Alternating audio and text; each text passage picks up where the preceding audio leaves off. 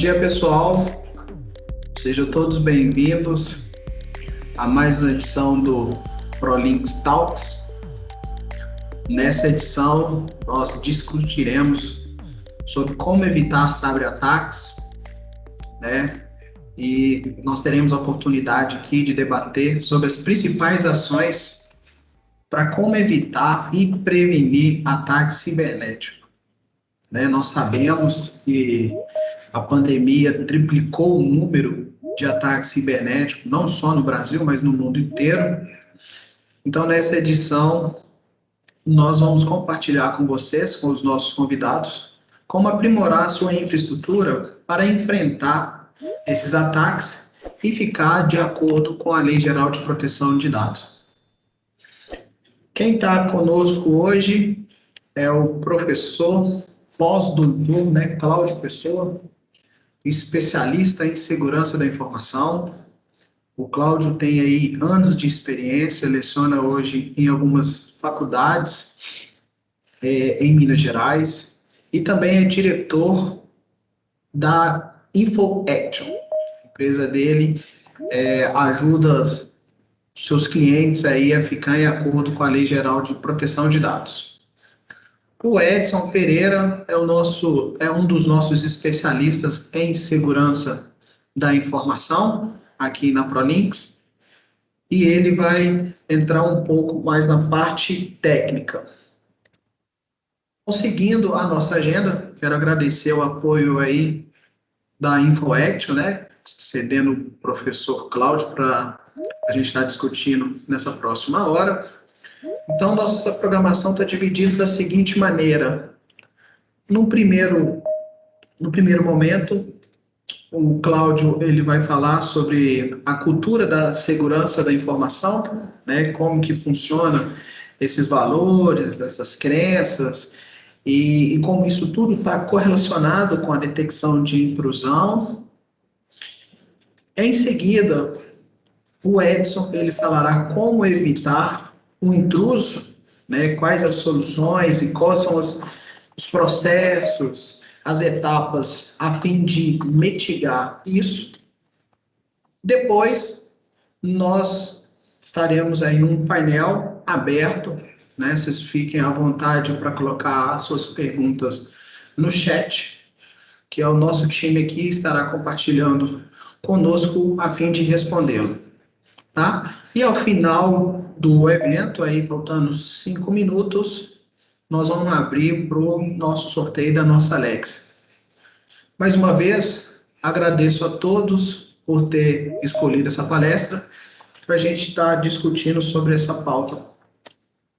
Bom, antes de entrar propriamente, passar a palavra para os nossos convidados, eu quero apresentar a ProLinks para as pessoas que ainda não nos conhecem. Bom, a ProLinks é uma empresa mineira, nós estamos presentes aí há mais de 27 anos no mercado, ajudando os nossos clientes, principalmente em Minas Gerais, mas hoje a gente tem uma abrangência nacional, e o nosso desafio é ajudar os nossos clientes a proteger os seus dados, né, em segurança da informação e nuvem. Então, vocês fiquem à vontade, se precisar, tiver alguma agenda nessa pauta, vocês podem contar com a ProLinks. Nós temos aí as principais certificações do mercado. Temos aqui na empresa os profissionais certificados em Linux, Cisco, TPO, ITIL, COBIT, Microsoft, Sophos e entre outros. E já entregamos aí nesses 27 anos milhares de projetos. Bom, hoje é uma data muito especial para a ProLinks. Hoje nós apresentamos, na verdade, a oficialização desse serviço da ProLinks, o ProSec. Vai ser amanhã, mas nós separamos para vocês com todo carinho o que é esse serviço, né? É a nossa gestão de vulnerabilidade. Então, em primeira mão, vocês assistirão o vídeo de apresentação desse serviço que nós vamos veicular a partir de de amanhã em todas as redes sociais e no mercado. Compartilhar com vocês o vídeo. Só um minuto, por favor. Em um mundo cada vez mais conectado, a gestão dos diferentes sistemas de sua empresa se tornou uma tarefa fundamental. Com o surgimento de novas tecnologias, surgiram também novas ameaças. E foi justamente pensando na segurança dos seus dados que a ProLinx apresenta agora o ProSec, a solução exclusiva de análise de vulnerabilidades e monitoramento de segurança exclusiva da ProLinx. Nosso serviço trabalha a partir de 4 vertentes: a coleta e enriquecimento automático de informações, a inteligência de ameaças, a colaboração em comunidade e o fluxo de trabalho totalmente otimizado que aumenta a capacidade analítica do seu time de TI. Através de um dashboard completo, o ProSec permite ao seu time de analistas o acompanhamento constante da segurança de dados, oferecendo análises e um eficiente monitoramento em tempo real das possíveis vulnerabilidades da sua estrutura de tecnologia da informação. Disponibilizamos uma central de gerenciamento atuando em tempo real, oferecendo um robusto sistema de detecção, alertas e registros que tornam mais sólida a prevenção de eventos críticos na sua empresa. O ProSec também detecta os principais pontos de vulnerabilidade, fornecendo informações precisas em diferentes camadas de análise em conformidade com a Lei Geral de Proteção de Dados. Leve a segurança de seus dados para um novo nível. Personalize alertas, gerencie permissões de acesso e mantenha o fluxo de informação da sua empresa em sintonia com suas políticas de compliance.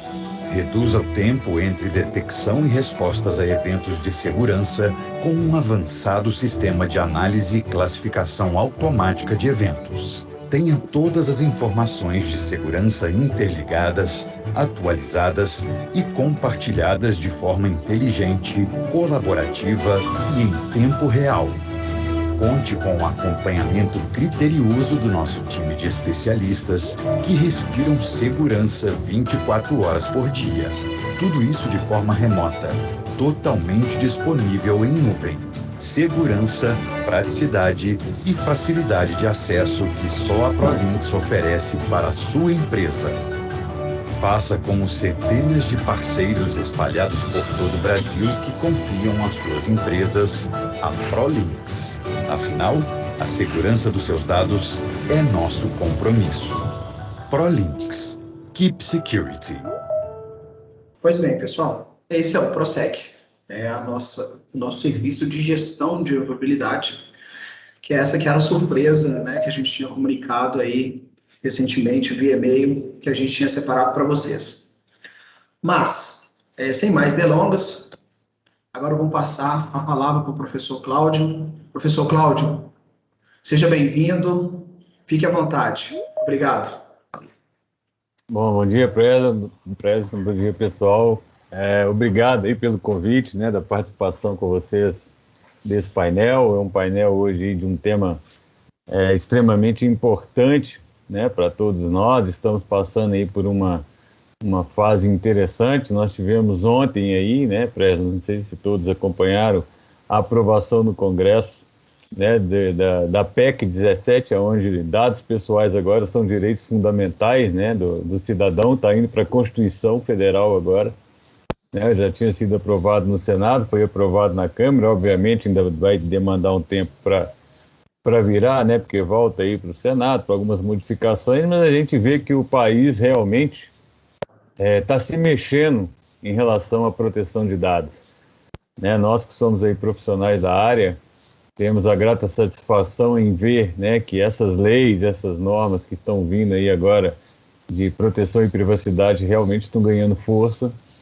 E, infelizmente, ainda vemos no mercado uma certa resistência de alguns empresários, né, sobre o assunto, com aquela tentativa ainda, né, de esperar para ver o que vai acontecer para realmente começarem os investimentos. Mas a gente já tem hoje também aí diversos problemas na justiça, né, em relação a isso e outros, porque na hora que a própria ANPD, né, começar aí a soltar suas sanções, a gente vai ver que realmente esse mercado ainda esquenta mais, já está aquecido, né? A gente tem visto hoje muita gente se preparando realmente, né, de forma profissional, de forma consciente, para que evite problemas que muitas vezes podem, inclusive, inviabilizar as empresas, né?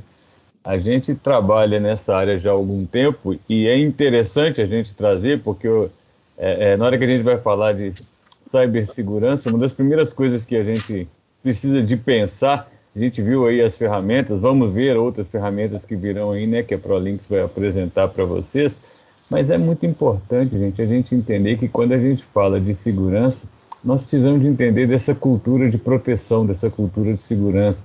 Nós precisamos muitas vezes separar o conceito, né, da sensação de segurança e passar por uma proteção efetiva, né? Muitas vezes a gente participa de algumas pesquisas, né, acadêmicas com profissionais, mesmo da área de TI, mas muito da área de gestão. Existe ainda um gap muito grande a ser preenchido, né, entre o gestor da TI e o gestor do negócio.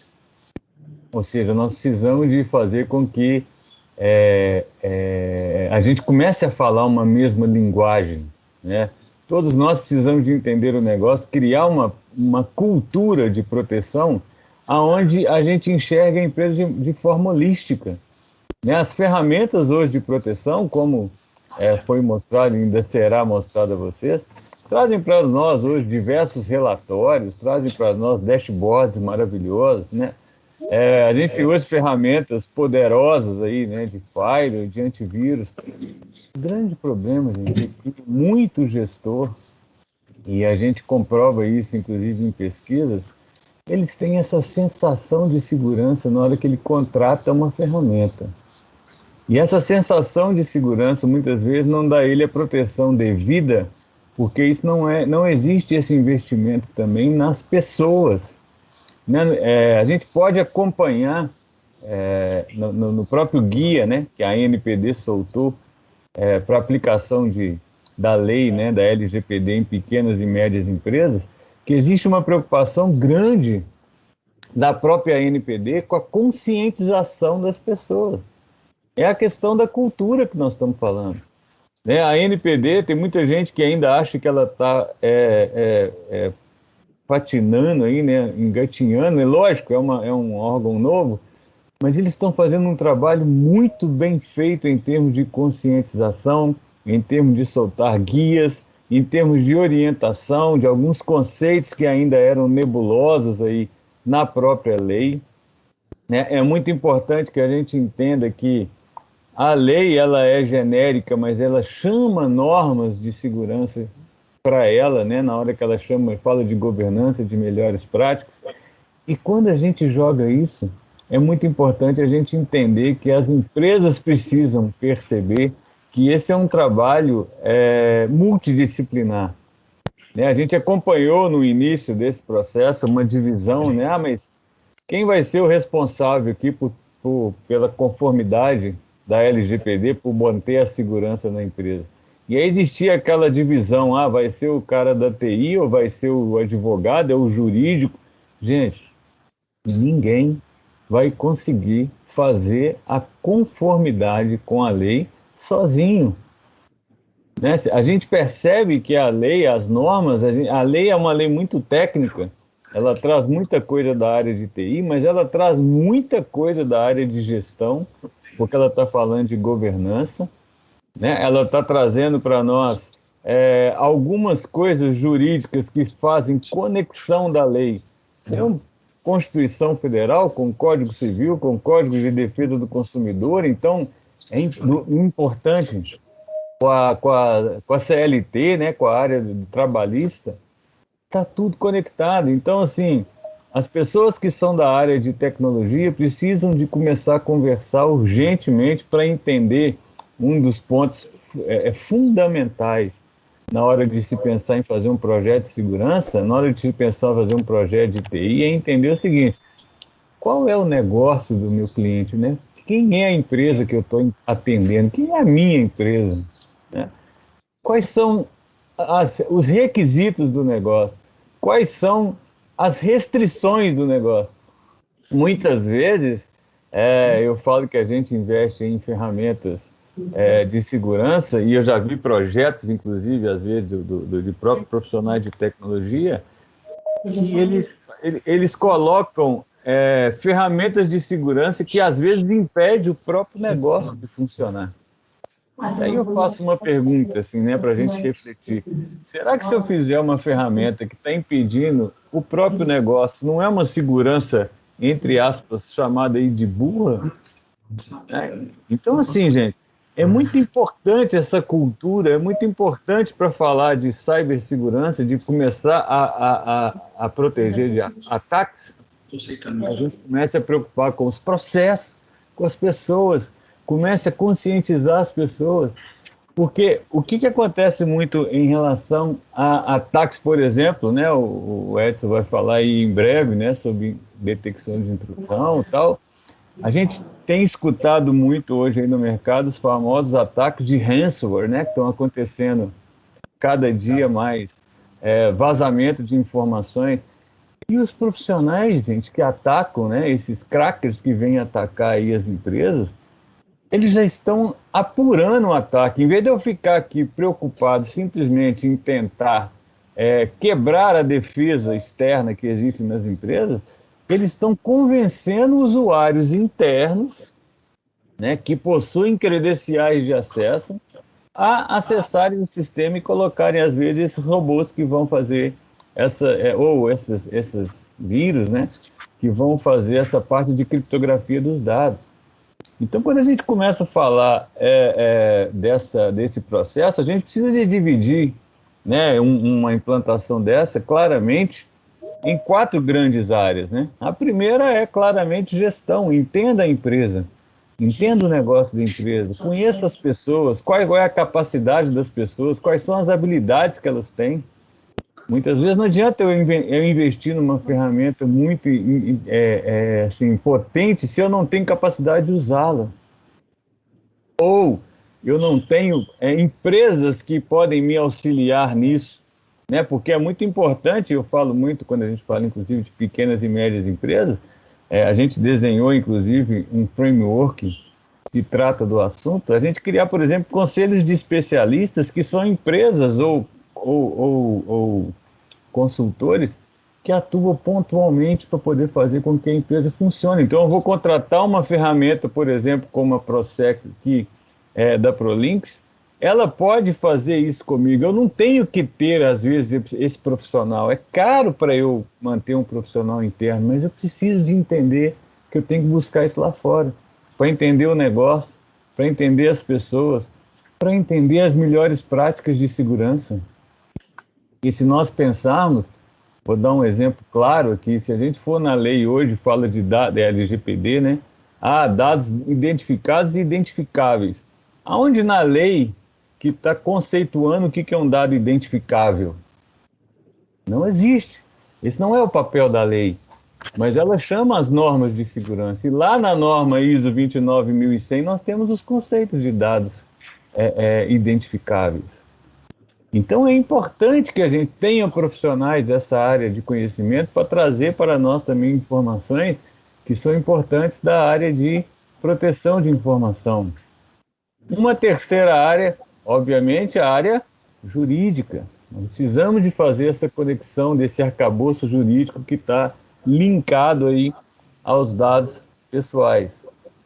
E, obviamente, gente, a quarta grande área que eu estou deixando por último, não por menor importância, mas por ser o assunto nosso aqui, que é a área de tecnologia, né? Ela é muito importante para permitir que a gente coloque em prática todo esse arcabouço que a gente desenhou aqui, dessa cultura, para que isso funcione na empresa. Nunca esquecendo que quando nós estamos falando de informações, existe muita informação nas empresas, e se nós formos aí para a área de RH, de departamento pessoal, até mesmo jurídica, muita informação no papel. E aí nós precisamos de começar a entender, olha, E a lei, né, a LGPD, no artigo 1, deixa isso claro. A lei se aplica a toda informação, vírgula, inclusive as eletrônicas. Então, nós precisamos de pensar também nas informações que não estão lá. Como que nós vamos usar tecnologias para proteger essas informações? É importante a gente começar a pensar nisso também, né? Mas aí sim a gente começa a ver, gente, que hoje os ataques estão ficando cada vez mais poderosos, mas as ferramentas também de tecnologia estão evoluindo. Agora, aí vem aquela grande pergunta, né, que o Edson vai comentar aí, que o Preston também vai falar, que é o seguinte: qual é a melhor ferramenta? Você sabe usar alguma? Então, olha, a gente tem ferramentas para apresentar para o mercado. Essas ferramentas, elas têm que ser poderosas, mas as pessoas têm que saber usar. Porque também não adianta nada eu colocar lá uma ferramenta simplesmente por colocar, porque me falaram que essa aqui é uma ferramenta de um fabricante conhecido, muitas vezes até caro, mas se você não sabe usar, se você não estudou seus processos, se você não estudou suas pessoas, se você não fez uma política de acesso, se não fez uma política de classificação de informação, de rotulação de documento, como é que você vai configurar a ferramenta? Então, gente, é muito importante essa conexão.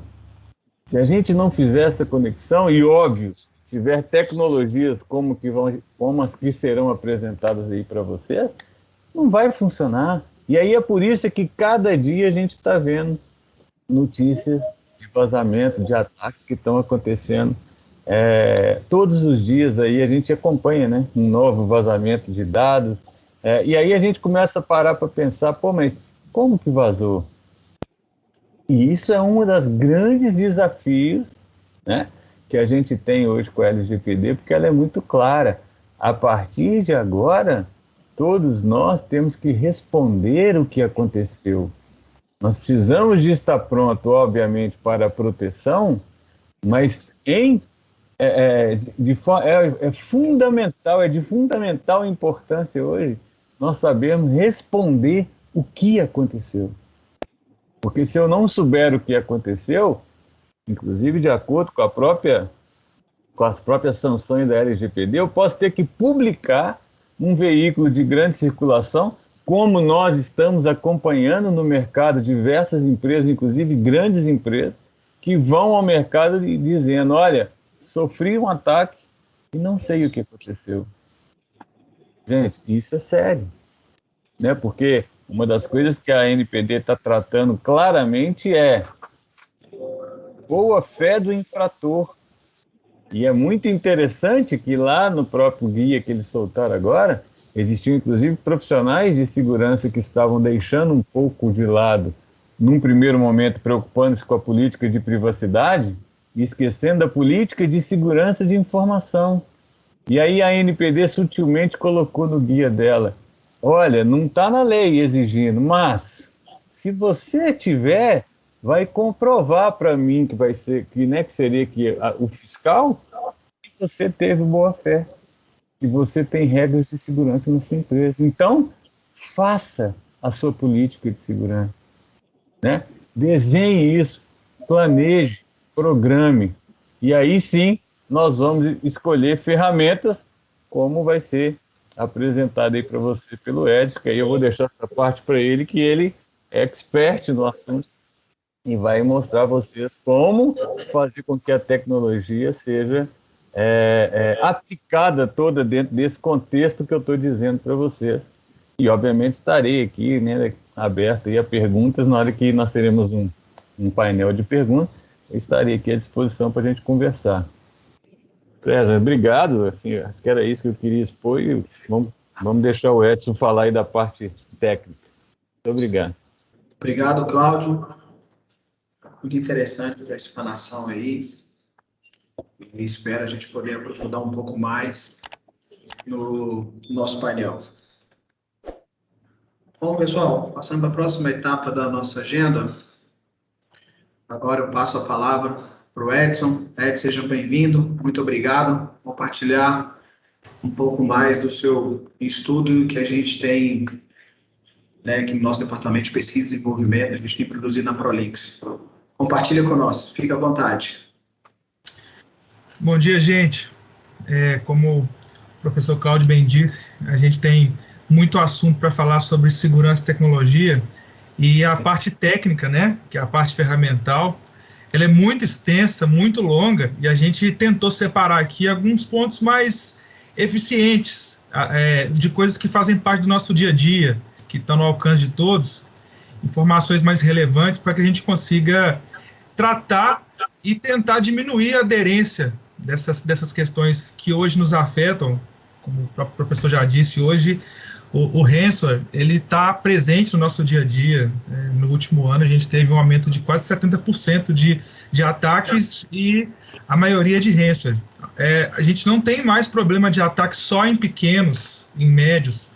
A gente teve evidências aí nos últimos meses dos gigantes sendo invadidos, de dados sendo vazados. E como o assunto de segurança ele não era obrigatório, não era lei, hoje em dia a gente precisa estar mais atento às ferramentas, e a gente vai falar um pouco mais sobre o PROSSEC depois, mas a gente precisa estar mais atento às ferramentas, e existem itens que estão no nosso dia a dia que são eficientes e simples para a gente atentar. A gente vai falar um pouco mais detalhado sobre cada um. Pode avançar.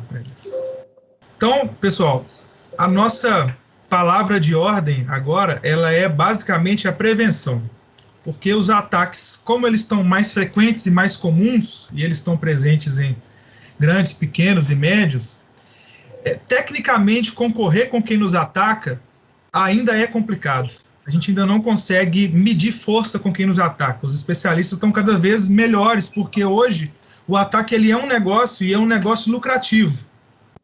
Então a gente precisa pensar primeiro em se prevenir, tem que dividir muito bem os ciclos de proteção entre tecnologia e pessoas. Essa balança hoje ela é bem pesada. O fator pessoa dentro do negócio hoje, ele tem sido mais perigoso do que o fator tecnologia. Então a nossa prevenção hoje, se a gente fosse categorizar e colocar como ponto mais frágil do negócio, são as pessoas. E a gente hoje pode falar de vulnerabilidade, e não só em relação à perda de dados. A gente pode denegrir uma empresa em relação à reputação. Hoje os parceiros de negócios dos grandes e dos médios, eles exigem um pentest, eles exigem uma análise de vulnerabilidade bem feita para que seja assinado um contrato de parceria de negócio, por exemplo. Então, para a gente iniciar a conversa, é muito importante ter essa consciência de que não é só ferramenta, não é só tecnologia, e as pessoas elas estão totalmente inclusas nesse segmento. E o primeiro contexto técnico que a gente tem para trazer para esse assunto é o que virou realidade no último ano, por causa da pandemia, que é o trabalho remoto. A gente fez com que a nossa rede corporativa fosse para casa. E aí, tecnicamente, a gente ainda não conhece todas as possibilidades que a gente tem de cerco. A própria Microsoft, que é dominante do mercado hoje em relação às ferramentas de trabalho corporativa, ela já tem muita coisa pronta, muita coisa de conformidade pronta para a gente trabalhar, e não é tão conhecido assim, porque a demanda não era tão latente e não era obrigatória. Mas aí a gente começa a ter esse primeiro princípio, que é a questão do home office, e a gente, por padrão, infringe uma série de questões legais. A maioria das empresas não estão por dentro hoje de como se cria uma política de trabalho remota. A gente falou já previamente, mas vale ressaltar, a gente não adianta ter um papel de política de uso de ativo de TI do seu notebook, se é corporativo, se é pessoal, como é que a gente se conecta na empresa, se a gente precisa expor ou não a empresa para que o usuário consiga consumir os dados lá de dentro. Hoje ainda é um tabu a questão da nuvem, muita gente ainda tem muita resistência em relação a isso. Então, a segurança, ela começa aí. O presidente pode passar que a gente vai falar um pouco mais sobre ferramenta agora. Então, quando a gente fala, pessoal, de trabalho remoto e fala de uso de ativo pelo usuário, a gente tem alguns pontos-chave que a gente tem que manter sempre em mente. Hoje, existe uma base internacional que conta para a gente quais são as últimas vulnerabilidades encontradas no mercado, conta um histórico de quais foram os últimos ataques de sucesso, aonde estão as fragilidades diretamente nos sistemas operacionais, em sistemas, em aplicações públicas, em aplicações mais comuns de uso. E essas vulnerabilidades comuns, que é a tradução da sigla CVE, elas são muito importantes para que a gente consiga entender aonde está a maturidade do nosso cenário, do nosso parque de máquinas, dos nossos servidores, dos nossos ativos de rede. Então, a gente consegue ter hoje uma informação que é pública ao nosso lado, a nosso favor. E essas CVEs, elas geralmente são publicadas num site que a gente pode disponibilizar para a equipe depois, e elas vêm acompanhadas de uma razão para que elas foram identificadas, acompanhadas de uma possível solução. Então, hoje a primeira ferramenta, ela nem é tão técnica, é mais de informação mesmo, é a nossa base pública de CVEs. Ela tem que estar sempre no radar dos gestores de TI e, inclusive, no radar dos analistas, das pessoas que estão diretamente envolvidas na operação. É um assunto que tem que ser muito abordado e cada vez mais está presente na rotina do profissional de TI, o conhecimento acerca de vulnerabilidades comuns. A gente precisa avaliar constantemente a segurança dos softwares que a gente utiliza no dia a dia, principalmente falando de trabalho remoto. Hoje em dia ainda é muito descentralizada a utilização de ferramentas de trabalho. Muitas empresas não têm um padrão ou não têm uma política de formação de catálogo dessas ferramentas para o uso do dia a dia dos colaboradores, e como a nossa maturidade, de maneira geral, para uso ainda é baixa, vale a pena trazer para dentro da rotina do TI uma avaliação constante de tudo que a gente usa hoje, tudo que a gente traz para o colaborador. O equipamento pessoal dispensa comentário, a gente tem que ter um cuidado redobrado. Hoje, mais uma vez batendo na tecla da maturidade, a maioria das empresas foi obrigada a implementar o modelo de home office sem o devido padrão, sem a devida política escrita implementada, e a gente costuma dizer tecnicamente que a maioria das pessoas, eles estão muito ad hoc em relação ao que deveria ser implementado hoje. Então, talvez um ponto de atenção seja redobrar o cuidado em relação ao uso dos equipamentos pessoais no âmbito corporativo, mesmo que esses equipamentos sejam usados em casa. A gente tem diversas ferramentas que nos ajudam a fazer esse acompanhamento. A política de privilégios, ela é muito importante para decidir, entender quem pode o quê. Às vezes a gente trata pouco sobre a escala dos privilégios à informação. Isso é um assunto muito delicado, porque o vazamento de dados, ele não acontece só num ataque hacker, num ataque cibernético. O vazamento de dados acontece muitas vezes porque um usuário que não poderia ter acesso à informação tem e compartilha. Então, esse assunto de política de privilégios, ele também é um assunto que tem que ser abordado com mais frequência no âmbito da gestão da TI. A monitoria de acessos e logs, que é o famoso CIEM, ele é uma ferramenta estritamente necessária hoje.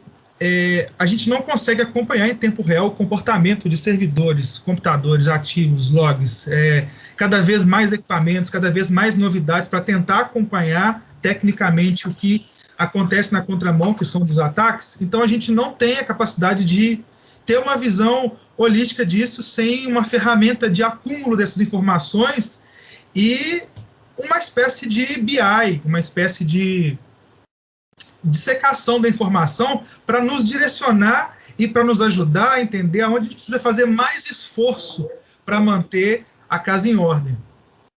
A gente não pode deixar de falar do antivírus, que é o princípio da segurança. O antivírus, ele protege não só o endpoint, que é o computador onde o usuário atua diretamente, que é o maior aderente à infecção hoje, mas também atua nos servidores, e hoje em dia a gente não tem mais somente antivírus comuns, a gente está numa geração de antivírus corporativos que são muito mais do que só vacinas. A gente tem uma série de ferramentas integradas aos antivírus. Muitos, inclusive, são antivírus que são integrados a caixas de próxima geração, equipamentos de firewall que são integrados aos antivírus. A gente tem o controle de conteúdo web, que já faz parte hoje do mundo do antivírus. A gente tem as ferramentas de DLP, que também fazem parte do âmbito de antivírus hoje. A prevenção de perda de dados hoje, ela se fez necessária por causa do nosso ambiente de home office, principalmente. Então, o antivírus hoje, ele não pode ser deixado de lado e, inclusive, a gente precisa entender melhor quais são as novidades em relação ao antivírus e as novidades em relação ao que a gente tem de ferramenta hoje. O backup, ele talvez seja um dos pontos mais importantes, porque quando a gente fala de uma cópia bem feita ou de uma cópia eficiente do nosso ambiente, a gente fala também de, se eu, por acaso, não conseguir cumprir nenhuma etapa que a gente falou anteriormente e, infelizmente, for invadido, vai depender desse ponto aí o meu time de retorno da operação. Isso pode significar uma parada enorme da operação e do próprio negócio.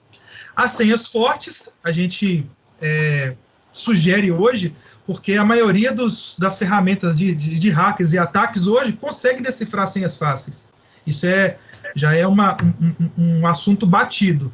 E a autenticação de 2 etapas, ela vem para complementar essa configuração de senha forte, porque ela pode, inclusive, mitigar a possibilidade de uma tomada de controle de uma conta se a gente conseguir ser violado em relação à senha. Então, se eu precisar de fazer uma autenticação de 2 etapas, fazer uma confirmação por e-mail, que sou eu mesmo autenticando, uma confirmação por SMS, isso pode fazer com que a gente mitigue um possível risco de entregar uma conta de e-mail, ou entregar um acesso indevido a um sistema web ou a um sistema em nuvem, com uma simples configuração de 2 etapas. Pode passar, Preso. Hoje, a gente fala de firewall com mais segurança e fala de firewall com mais recorrência por causa da recorrência de ataques mesmo. E pouca gente sabe que o firewall ele não serve só para fazer direcionamento e fechar a porta. Alguns recursos interessantíssimos que a gente já tem hoje nos firewalls, e a maioria, inclusive, por padrão, já vem habilitadas e com uma certa facilidade de configuração, que é o IDS, que é um detector de intruso. Os firewalls hoje eles têm uma capacidade enorme de tratar os pacotes para entender se aquilo de fato é um pacote que deveria estar passando por ali, ou se aquele comportamento é de fato um comportamento ideal para aquele momento.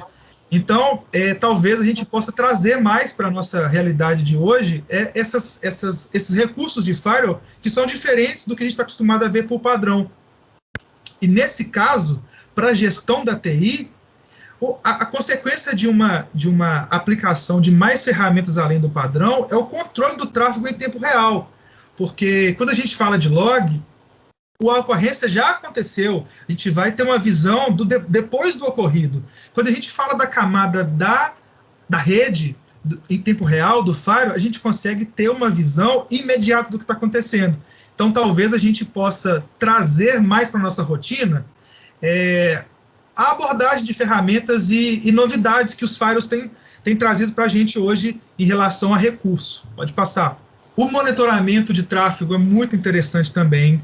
Hoje a gente pode falar de segurança não só como tomada de controle ou invasão, a gente pode falar como negação de serviço. Hoje, o alvo do ataque ele pode sofrer uma infecção que tire do ar uma aplicação que signifique uma parada de 1 dia ou 2 de uma aplicação. Isso geraria um prejuízo financeiro enorme. E a gente tem hoje recursos que são aí, recursos antigos, que estão voltando a ser mais utilizados, que é o SNMP, que consulta a disponibilidade de um serviço, o NetFlow, que além de ter a tratativa integrada com o firewall, ele consegue falar para a gente se aquele comportamento do pacote está adequado. Às vezes a gente consegue identificar um comportamento inadequado, que a consequência pode ser um DDoS, que é um ataque de negação de serviço, principalmente em épocas agora de final de ano, lojas virtuais, empresas que têm aplicações expostas para o público, elas são alvo de ataque. Então, a gente tem ferramenta hoje que é assunto antigo, mas que estão sendo retomados, e vale muito a pena ler um pouco mais, avaliar um pouco mais sobre como isso pode nos ajudar no dia a dia. Pode passar, Fresno. E aí a gente vai esbarrar na questão das políticas. Como o professor já disse, a gente não pode escrever uma política e colocar debaixo da mesa, e a gente abordou aqui alguns pontos que são mais comuns e são pontos que estão aí presentes no nosso dia a dia, que talvez nos dê um norte para iniciar. Se a gente não tem hoje uma política bem formada, ou a gente está pensando em como formar uma boa política de segurança da informação, a gente separou tópicos que podem ser um norte para a gente começar. A regra sobre o uso de equipamento pessoal. É muito importante ter isso bem definido, formalizado, para que a gente não tenha problemas posteriores. Os mecanismos de proteção de risco, esse ponto, ele é mais para os administradores do TI do que para os usuários. A gente tem que entender como é que a gente pode tratar a política de backup, política de DR, política de restauração de backup em caso de desastre, política de troca de equipamentos, política de garantia de equipamentos, de fornecedores. Enfim, esses são pontos muito importantes. As boas práticas, elas devem ser sugeridas para os usuários, basicamente partindo do TI. Criptografias, sugestões de autenticação multifator, sugestões de senhas fortes, todos esses assuntos, eles têm que partir do TI para que o usuário tenha conhecimento disso. Então, é importante também trazer uns investimentos que precisam ser entregues para a equipe de TI hoje, para que a gente consiga manter uma segurança mínima em relação a equipamentos de rede, a segurança, a parceiros estratégicos de segurança. Isso tem que ser abordado com um pouco mais de força, porque às vezes a TI ela é muito reativa, então a gente não tem essa força que o board precisa para que a gente consiga ter uma TI forte hoje bem organizada. Os mecanismos para medir o impacto das decisões tomadas pela empresa, a gente fala hoje pouco sobre comitês de segurança da informação, a gente fala pouco hoje sobre reuniões com mais recorrência que envolve a diretoria e a TI, para que a TI seja vista como parte do negócio. A gente precisa de mais disso. Regras de controle de acesso são coisas básicas que a gente, às vezes, deixa de auditar um fornecedor que não consegue entregar uma regra de controle de acesso, uma complexidade de senha mínima, uma política de rotatividade de senhas. Isso é muito importante, muito importante. O modo como os dados devem ser tratados, isso tem relação direta com a LGPD. Hoje não é mais só uma boa prática, hoje é uma obrigação. A gente tem que entender quem são os donos dos dados, são sensíveis, a classificação, como é que a gente descarta, como é que a gente retém. Isso é muito importante hoje. E, não menos importante, medidas voltadas para prevenir os ataques e prevenir situações de risco para a empresa. E essas medidas, elas são tomadas com o conjunto disso tudo que a gente falou hoje. A gente pode fazer uma melhoria contínua da segurança da informação pensando em união de ferramentas, pensando em capacitação de profissionais, pensando em aplicar na rotina do TI todos esses pontos que a gente tocou hoje. Pode passar, Presno. E aí, pessoal, a gente tem que voltar no assunto usuário, porque hoje ele, de fato, é o ponto mais frágil do negócio. Os ataques técnicos têm acontecido com muita força, e a maioria deles, por exemplo, o ransomware, geralmente não começa como um ransomware. Um ataque, ele acontece geralmente pelo usuário. O usuário hoje ele é convencido de entregar uma credencial através de um e-mail malicioso, através de um clone de uma aplicação web que ele tem o hábito de acessar.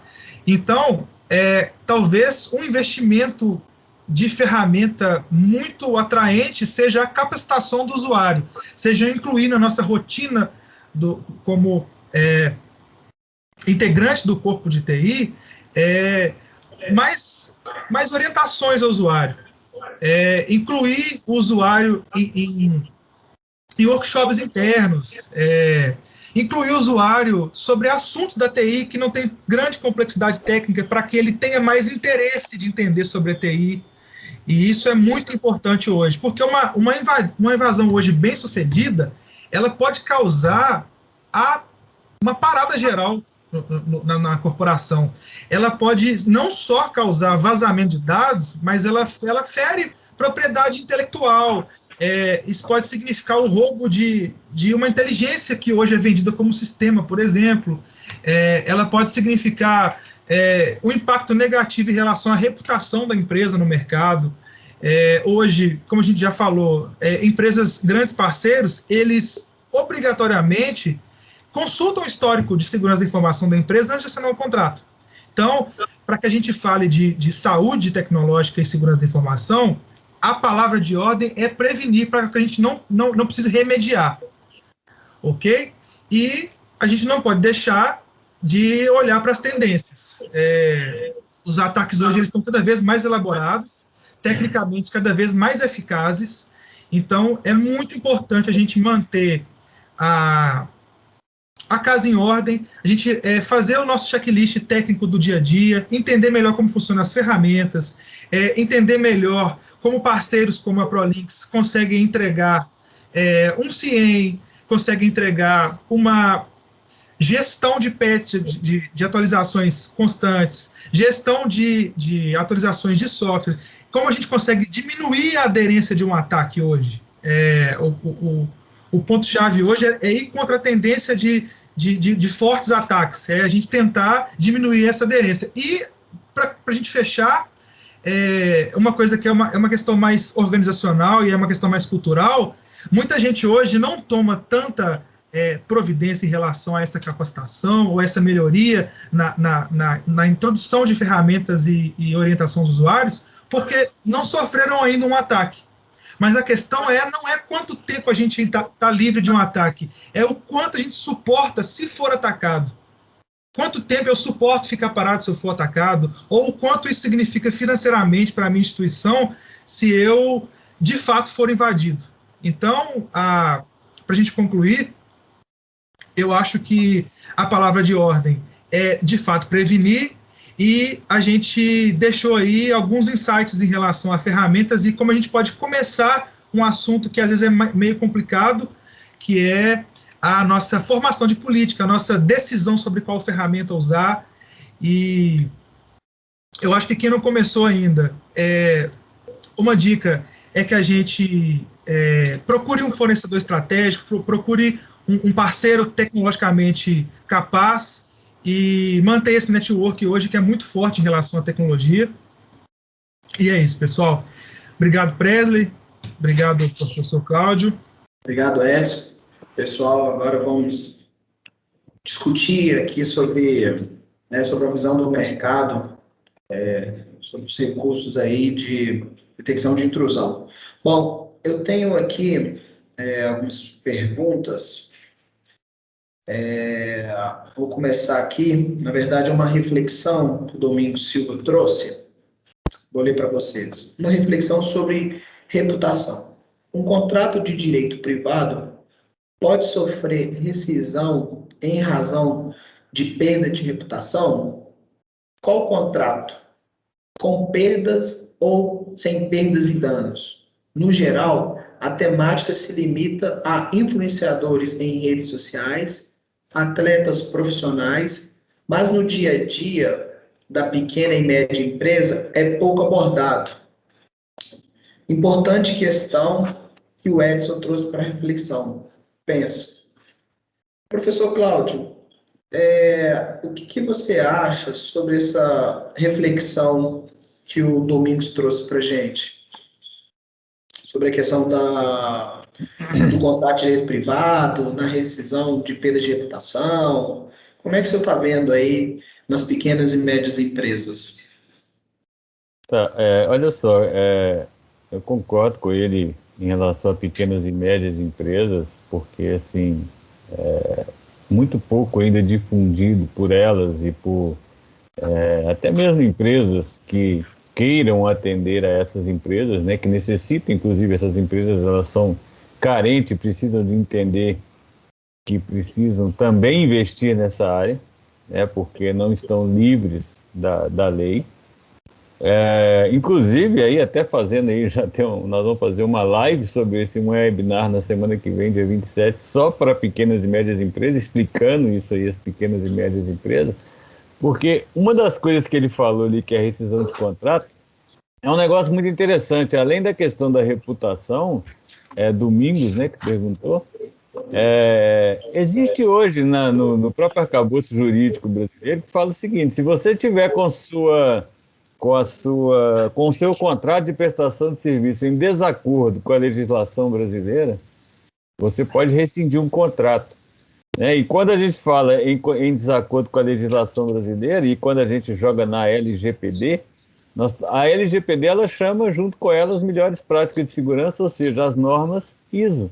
E se você for no próprio Código de Defesa do Consumidor, ele fala que se você estiver em desacordo com as leis brasileiras ou normas técnicas específicas da área, o seu contrato está em desacordo com a Lei de Defesa do Consumidor. Então, olha onde é que a gente vai chegar nisso aí. Né? Isso é porque ainda nós precisamos de começar realmente a divulgar isso, né, para as empresas, porque na hora que isso cair realmente no conhecimento popular, nós falamos aqui, né, agora no começo, que isso está indo para um direito fundamental do cidadão, está indo para a Constituição Federal, as pessoas vão começar realmente a correr atrás do direito dela. E muitas vezes a empresa pode até querer se arrumar ali, sei lá, uma desculpa até de uma rescisão contratual, e a brecha pode estar exatamente nisso aí. Além, claro, Domingos, do que você expôs, que você já imaginou o que é para a sua empresa você ir a público, né? Dizer, olha, eu perdi dados, não sei o que eu perdi. Né? Ou, teve aqui um vazamento de dados pessoal, e aí o Edson falou muito bem colocado ali, né? Quando ele estava falando a questão das ferramentas para poder fazer toda essa gestão. Você imagina o que você sofreu um ataque e não saber nem o que aconteceu, qual o impacto desse ataque na sua empresa, e como é que você vai mensurar isso se não tiver ferramentas que te ajudam para isso, e tiver um controle disso, uma gestão de incidente de segurança ou de violação de dados pessoais muito bem implantado na sua empresa. Então, gente, é muito importante que a gente entenda que isso não o Edson colocou isso muito bem aí. Isso não é simplesmente um produto que cai do céu e vai resolver o seu problema. Isso é um processo contínuo. Né? Para poder configurar, é preciso entender, é preciso de conhecer, é preciso de ter níveis de privilégio, é preciso de fazer um trabalho prévio para isso. E isso aí é um dos grandes problemas que tem acontecido hoje. Né? É o uso da tecnologia pela tecnologia sem pensar isso tudo que foi exposto aqui, né, pelo Edson, alguma coisa que eu já tinha colocado para vocês também. Então eu acho que essa é uma reflexão muito bem feita, e é preciso que as pequenas e médias empresas, e aí, me permite só para terminar meu raciocínio, é interessante porque a gente vê muito, inclusive as startups, querendo que a NPD alivie um pouco a questão de sanções. Já existe essa previsão na lei. Né? A sanção de multa ela é 2% do exercício da empresa. Então já existe isso. E às vezes uma startup, uma empresa pequena, tem uma complexidade de tratamento de dados pessoais muito maior que uma indústria que trabalha às vezes com produção de peças, com mineração, com algo nesse sentido. Claro que quando a gente fala de mineração, a gente entra aí, por exemplo, de acidente de trabalho, é uma outra seara, mas eu estou dizendo assim, alguns setores, às vezes, uma startup com 2, 3 funcionários tem uma complexidade de tratamento de dados pessoais muito maior, porque ele criou ali um aplicativo de uma fintech que trabalha com dados de contas bancárias, né, de valores financeiros de diversas pessoas. E aí você vai, aí essa pessoa acha que ela não está sujeita à lei porque a empresa dela é pequena, né, tem poucos funcionários. Vocês acham uma reflexão muito interessante que tem que ser feita e tem que ser muito bem entendida, né, por todos os empresários aí, no mundo inteiro, né, não é só no Brasil, porque essa lei hoje existem leis mundiais. Obrigado, Cláudio. Agora tem duas perguntas aqui muito parecidas, uma do Domingos Silva e do Leandro da Mata, que é o seguinte, o Domingos pergunta, a verificação em 2 etapas em um equipamento externo é a melhor escolha? No caso de perda do dispositivo, complementa o da Mata, que ele traz para a gente sobre e-mails e aplicativos corporativos em celulares particulares. Edson, como é que, na sua visão, a questão da verificação das etapas em um equipamento externo é a melhor escolha, no caso de perda do dispositivo? Sim. Hoje, na verdade, a verificação de 2 etapas, a gente pode dar um passo para trás, para entender melhor, ela não é uma solução de problema, mas ela é uma camada extremamente importante, porque, tecnicamente, hoje, é muito mais fácil quebrar a segurança de uma aplicação, porque mais da metade das pessoas ainda não usam, não fazem valer a política de senhas fortes, de complexidade, de tempo de troca. Então, hoje, as credenciais elas são burladas com uma certa facilidade. E essa interação humana da autenticação de 2 fatores, ela faz com que a gente, talvez, até mitigue esse risco de entregar o acesso ou os dados que a gente está tentando proteger com o login. Em relação a ser externa, é uma boa prática. A autenticação de 2 fatores ela surgiu com e-mails e acho que o uso aumentou consideravelmente e a facilidade e a velocidade precisou ser aprimorada. Aí voltaram a dispositivos móveis para tentar agilizar isso aí. O SMS hoje, a própria Microsoft usa ligação de voz. Então, o meio como isso acontece, eu não acho tão relevante. Talvez a questão seja não deixar de usar e dar mais ênfase para isso hoje. Como não é tão usado, acho que as pessoas deixam, não colocam em prática com tanto vigor como deveria ser, porque isso pode salvar a empresa de um ataque. A gente teve um acontecimento recente agora com um cliente nosso que a autenticação de 2 etapas, ela simplesmente mitigou um ataque que poderia ter sido devastador. Qual que era a segunda parte da pergunta, Presley? O Leandro da Mata perguntando aí a preocupação, né, dele sobre e-mails e aplicativos corporativos em celulares pessoais.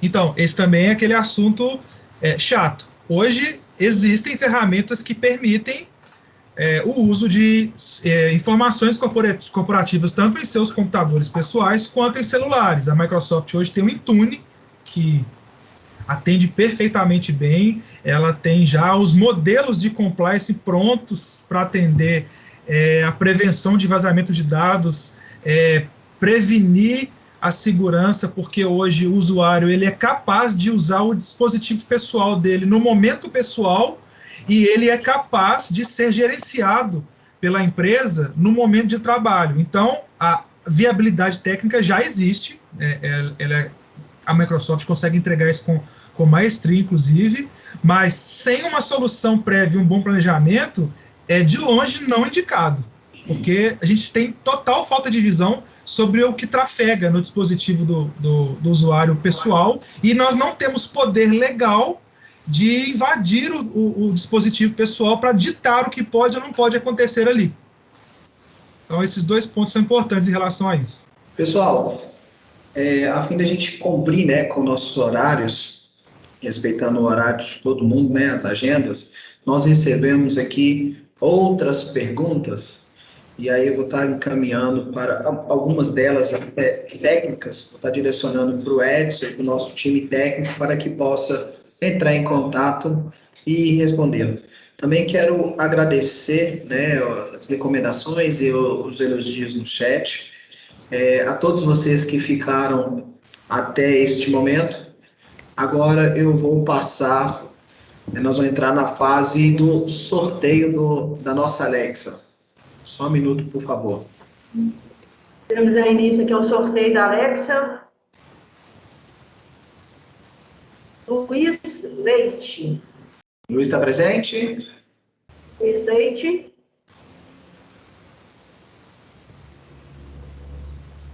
Fazendo o sorteio. Por favor, Miranda.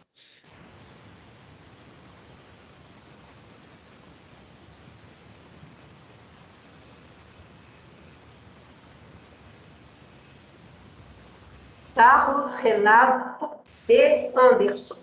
Carlos Renato está presente? Ele está presente. Estou vendo ele aqui, mas ele está em espera. Carlos. Carlos Renato B. Anderson, né? B. Anderson. Legal.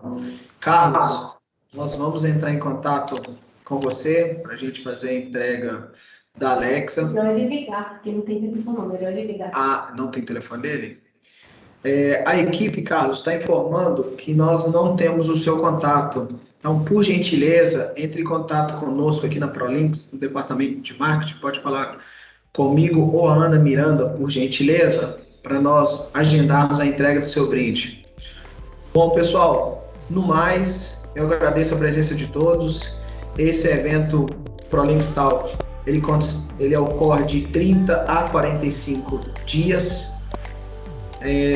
No mais, agradeço a todos, tenham uma boa tarde e até o próximo. Até logo.